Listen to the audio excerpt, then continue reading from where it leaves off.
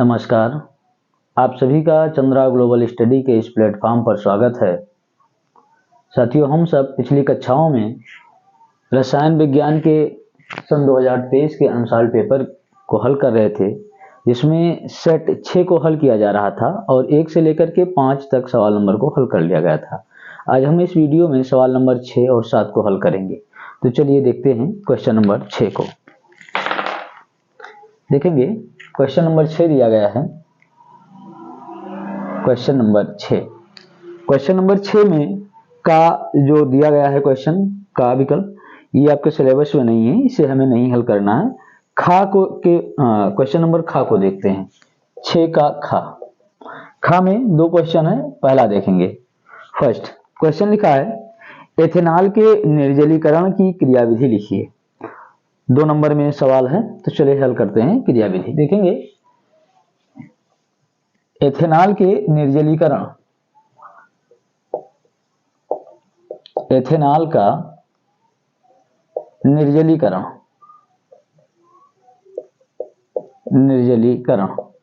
देखेंगे एथेनॉल के निर्जलीकरण में होता क्या है कि जब हम एथेनॉल को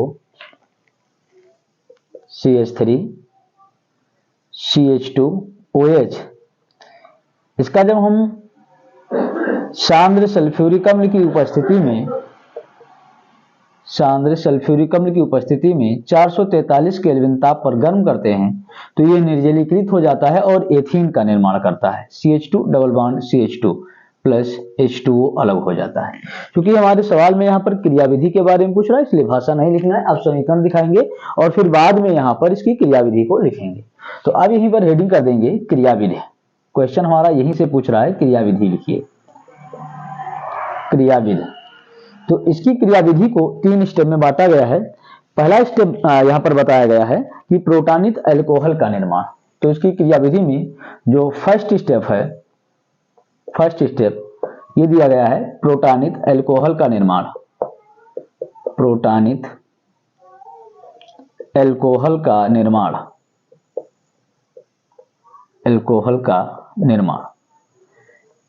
देखेंगे प्रोटानित अल्कोहल बनता कैसे है। तो सबसे पहले जो ये सल्फ्यूरिक अम्ल होता है, यहां से H+ आयन मिल जाता है और वो H+ आयन इस एथिल अल्कोहल के साथ में जुड़ जाता है। ये हम लिखते हैं एथिल अल्कोहल के CH3 CH2 OH, ये है हमारा एथिल अल्कोहल और यहां पर होता है H+ आयन। तो पहले स्टेप में होता क्या, ये जो लोन पेयर ऑफ इलेक्ट्रॉन है इस H+ आयन से क्रिया करता है और यह क्रिया जो होती है इसका वेग अति तीव्र होता है और यहीं से बन जाता है हमारा प्रोटानित अल्कोहल।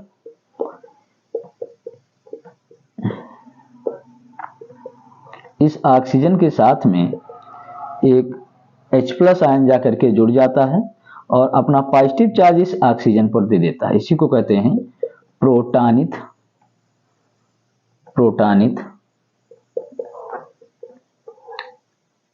अल्कोहल।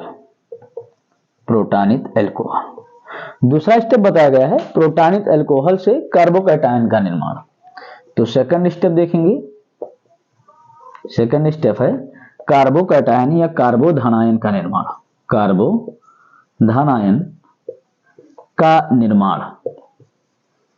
कार्बोधनायन के निर्माण कैसे होगा इसको देखें।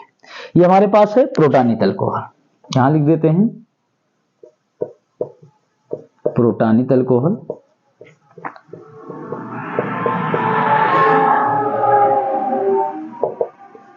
ये है प्रोटानित अल्कोहल। होता क्या है कि यहां से जो इस पर जो इनके साझे का इलेक्ट्रॉन होता है वो इलेक्ट्रॉन इस ऑक्सीजन के पास में चला जाता है और यह अभिक्रिया का मंद पद होता है। मंद गति से होगा और यहां से जल अलग हो जाता है और यहीं से हमें कार्बोकैटायन मिल जाता है।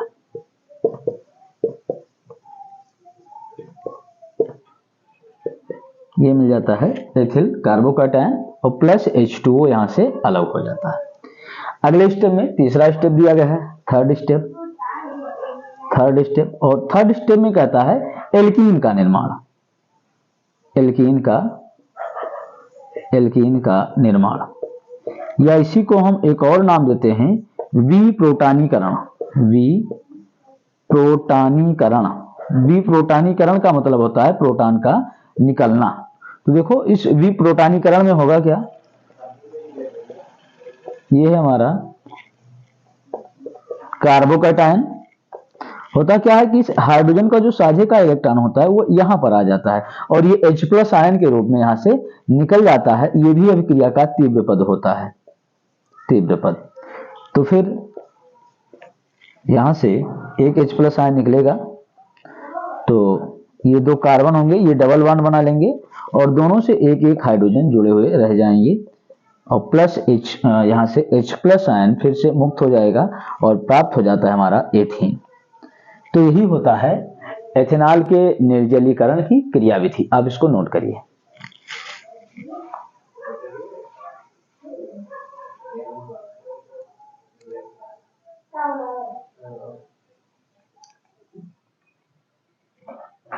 उम्मीद है आपने इसे लिख लिया होगा। तो चलिए अब हम अगला क्वेश्चन देखते हैं, खा का।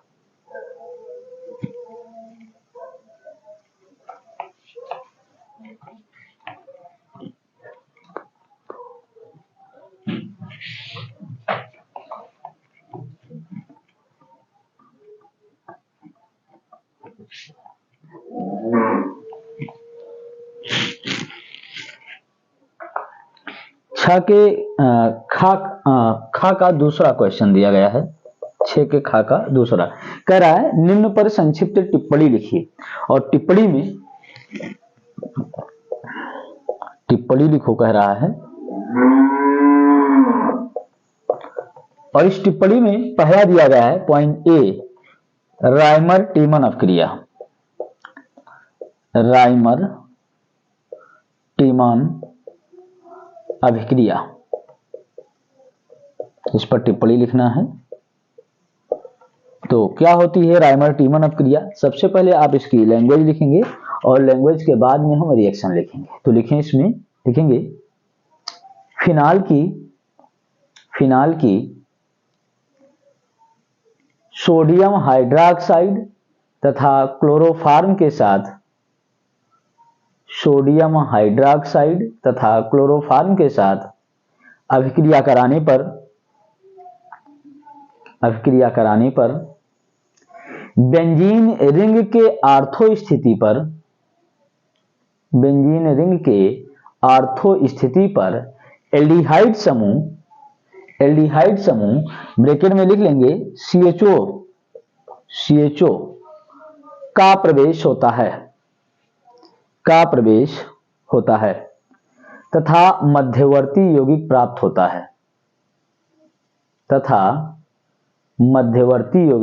होता है जिसका अम्लीय माध्यम में जल अपघटन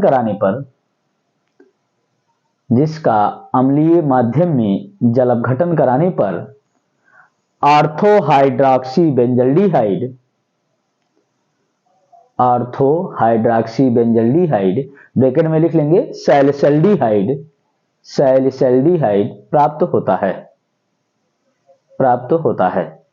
रिएक्शन देखें, बताया गया फिनाल C6H5OH, इस फिनाल की क्रिया दिखाई गई कि NaOH और क्लोरोफॉर्म CHCl3 के साथ जब कराते हैं तो यहां पर एक मध्यवर्ती यौगिक बन जाता है। यहां ये बना लेता है ONa और CHCl2 समूह यहां पर प्रवेश करता है। यहीं से बाहर हो जाता है, एक बनाएगा हमारा NaCl, ये अलग हो जाएगा और एक अणु H2O का भी यहां से अलग हो जाता है। तो ये बना मध्यवर्ती। अब इसी मध्यवर्ती की जब हम पुनः 2NaOH से फिर से क्रिया करा देते हैं, तब यहां पर अगला यौगिक हमें मिलता है। अगला यौगिक होगा वो Na और यहां बन जाता है ये CHO, साथ में ये अलग हो जाता है, 2NaCl अलग हो जाएगा और एक H2O जल का अणु भी अलग होता है। अब जो हमें ये मिलता है यहां पर, इसका अम्लीय माध्यम में जब हम जल अपघटन करा देते हैं, H2O से क्रिया कराई जाती है, तो अगला उत्पाद हमें मिल जाता है OH और CHO यही हमारा होता है, यही होता है हमारा ऑर्थो हाइड्रॉक्सी बेंजल्डिहाइड, साथ में यहां से NaOH अलग हो जाता है। इसी का नाम है ऑर्थो हाइड्रॉक्सी बेंजल्डिहाइड, बेंजल्डिहाइड ये यौगिक प्राप्त हो जाता है, जिसका हम एक और नाम देते हैं सैलिसल्डिहाइड। सैलिसल्डिहाइड नोट करेंगे इसे।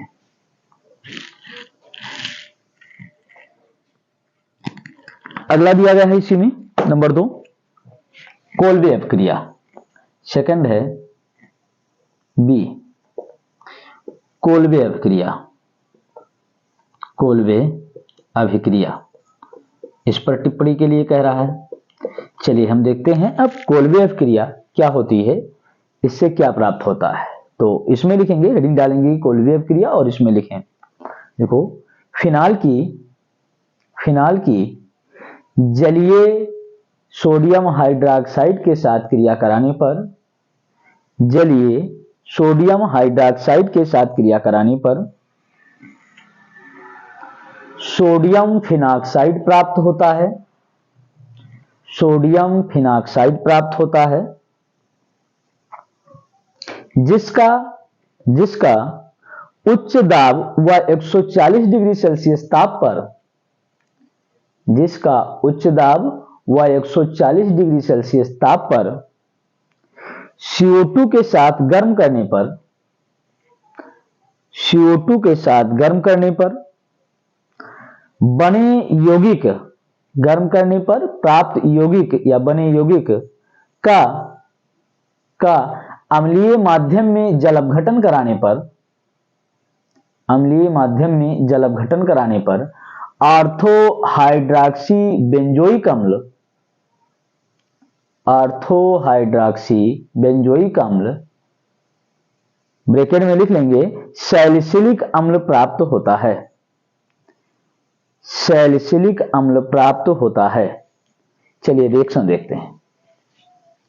यह है फिनाल, फिनाल पहले स्टेप में बताया गया कि इसकी हम जलीय NaOH से क्रिया करा देंगे। जब जलीय NaOH से क्रिया कराएंगे तो ये बना लेगा सोडियम फिनॉक्साइड, वो -Na+, इसको कहते हैं सोडियम फिनॉक्साइड, और यहां से H2O के रूप में जल का एक अणु निकल जाएगा। अगले स्टेप में बताया गया कि सबसे पहले हम इसकी कार्बन डाइऑक्साइड से क्रिया कराते हैं। 140 डिग्री सेल्सियस ताप होता है, उच्च दाब होता है, उच्च दाब पर, और जो यौगिक बनेगा उसका अगले स्टेप में हम अम्लीय माध्यम में जल अपघटन करा देते हैं, और तब हमें प्राप्त हो जाता है सैलिसिलिक अम्ल, OH और COOH। इसी का नाम है ortho hydroxy benzoic acid, benzoic acid, या इसी को सैलिसिलिक अम्ल के नाम से जाना जाता है। नोट करेंगे आप इसे। और इसी में तीसरा क्वेश्चन दिया गया है विलियमसन संश्लेषण विधि या विलियमसन ईथर संश्लेषण। सी है विलियमसन ईथर संश्लेषण, ईथर संश्लेषण हेडिंग करेंगे और इसके बारे में लिखेंगे। देखो एल्किल हैलाइड की सोडियम एल्कोऑक्साइड से क्रिया कराने पर, एल्किल हैलाइड की सोडियम एल्कोऑक्साइड से क्रिया कराने पर ईथर का बनना विलियमसन संश्लेषण अभिक्रिया कहलाती है। ईथर का बनना विलियमसन संश्लेषण अभिक्रिया कहलाती है। रिएक्शन देखें, कह रहा है, एक हम यहां पर उदाहरण ले लेते हैं। एल्किल सोडियम एल्कोऑक्साइड, तो सूत्र हो जाएगा RONA, सोडियम एल्कोऑक्साइड है, और इसकी क्रिया जब हम करा देते हैं RH से, एल्किल हैलाइड से, तो यहां से सोडियम और ये हाइड्रोजन अलग हो जाता है NaX के रूप में। एल्किल समूह इसी एल्कोऑक्सी समूह के साथ में जुड़ जाता है, तो ये बना लेता है ROR प्लस NaX, यानी कि ये बना लेता है ईथर, ईथर बन जाता है। नोट करेंगे।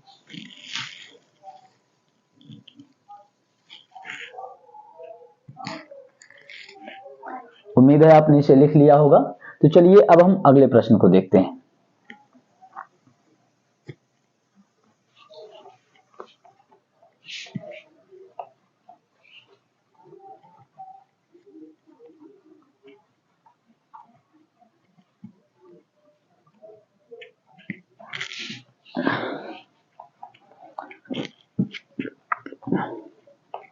आइए देखते हैं अगला प्रश्न।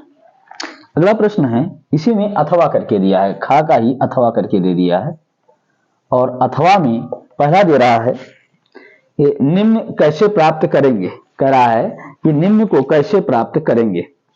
चलिए देखते हैं। पहला क्वेश्चन है कि कैसे प्राप्त करेंगे। इसमें कह रहा है कि सोडियम एथॉक्साइड से डाईएथिल ईथर, सोडियम एथॉक्साइड से डाईएथिल ईथर।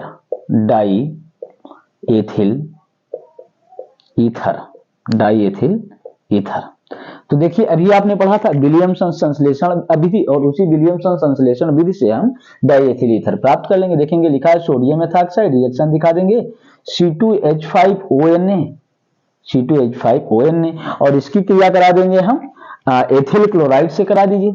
तो C2H5Cl, इससे जब क्रिया होगी तो ये NaCl अलग हो जाएगा, C2H5 इसी से जुड़ जाएगा, तो बना लेगा ये C2H5O, C2H5 डाईएथिल ईथर और प्लस NaCl, इसी का नाम हो जाएगा डाईएथिल ईथर। नोट करेंगे। दूसरा क्वेश्चन कह रहा है बेंजिल क्लोराइड से बेंजिल अल्कोहल। देखेंगे लिखा है बेंजिल क्लोराइड से बेंजिल अल्कोहल।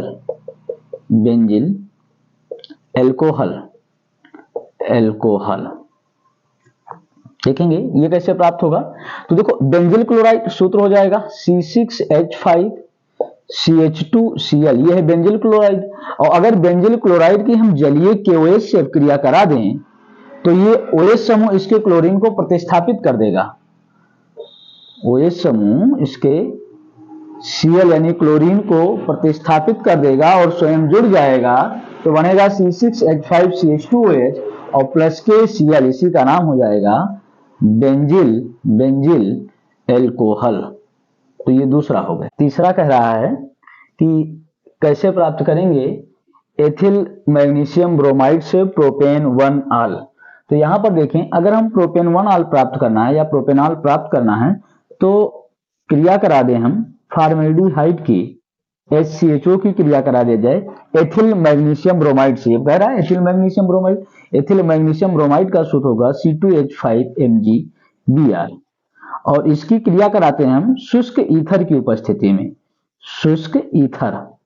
जब शुष्क ईथर की उपस्थिति में क्रिया कराएंगे तो ये नाभिक में ही योगात्मक अभिक्रिया प्रदर्शित करेगा, ये बनाएगा एक मध्यवर्ती यौगिक HC, यहाँ OMgBr हो जाएगा और इस कार्बन के साथ जुड़ेगा C2H5, ये है मध्यवर्ती यौगिक या माध्यमिक यौगिक। और फिर से इस माध्यमिक यौगिक का हम अम्लीय माध्यम में अगर जल अपघटन करा दें, H2O से क्रिया करा दें तो ये बनाएगा, देखेंगे यहां से C2H5 और यहां से ये हो जाएगा CH2 और ये ऑक्सीजन के साथ जुड़ जाएगा एक हाइड्रोजन और प्लस बन जाएगा MgOH-Br, इसी का नाम होगा प्रोपेन 1 नोट करेंगे।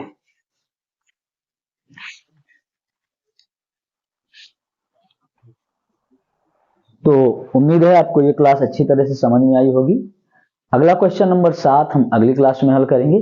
तब तक के लिए आप सभी अपना ख्याल रखिए। धन्यवाद।